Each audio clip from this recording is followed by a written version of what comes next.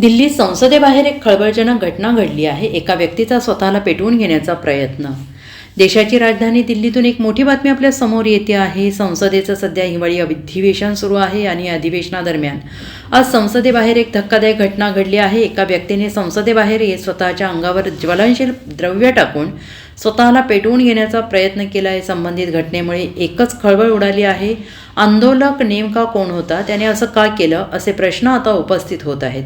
दरम्यान संबंधित व्यक्तीने स्वतःला जाळून घेण्याचा प्रयत्न केल्यानंतर संसदेबाहेरील पोलिसांनी त्याला रोखण्याचा प्रयत्न केला आणि या घटनेत संबंधित व्यक्ती जखमी झाली आहे.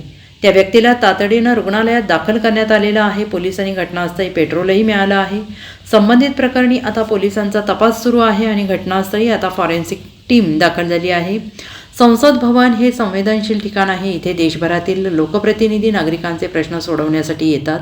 दिग्गज नेते मंडळी नेहमी इथे येतात. देशाच्या दृष्टीने हा परिसर अतिशय महत्त्वाचा आणि संवेदनशील आहे. अशा परिसरात एवढी सुरक्षा असताना अशा प्रकारची घटना घडू शकते असा प्रश्न उपस्थित होतोय आणि या घटनेचं गांभीर्य ओळखून आता घटनास्थळी फॉरेन्सिक टीम देखील दाखल झाली आहे. या टीमकडून सखोल चौकशी केली जात आहे. Bureau report, SBN Marathi, Delhi.